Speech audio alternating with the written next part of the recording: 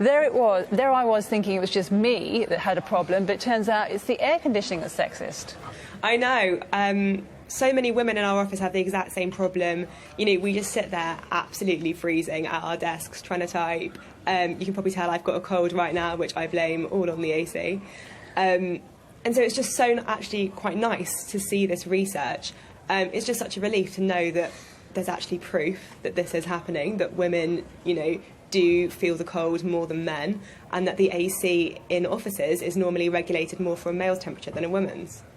And it's an explanation for these constant battles you'll see in offices right across the country between the sexes for control of that office thermostat.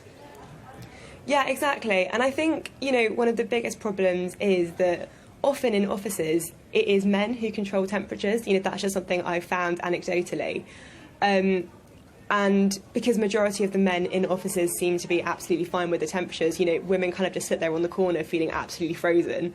And, you know, often, like, actually nothing's being done to help them. And, you know, it might sound like a bit of a silly, light-hearted issue, but actually it's really uncomfortable being freezing at your desk every day. Take it from me.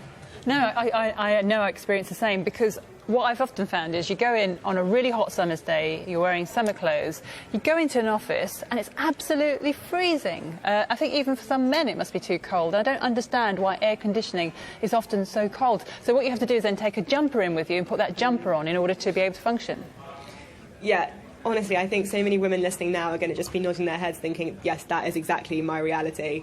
You know, we joke at work that we actually can't dress fashionably anymore for summer because you actually just can't go in sandals. You can't go in a summer dress because you're going to have to put on the jumper or the emergency cardigan.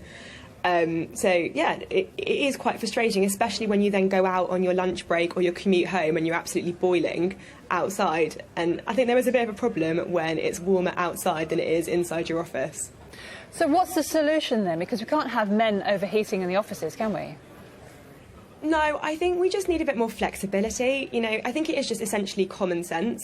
So if, you know, an office is noticing that a number of women are complaining about the cold, they need to be more flexible. You know, they need to actually kind of lower it and not just say, but, oh, the men are fine. You know, now there is actually proof that this is actually an issue. I think they need to kind of take women's considerations into account, and you know what, maybe there can be more flexibility with men not having to wear suits in some offices and they can come in t-shirts or whatever they need to be the right temperature.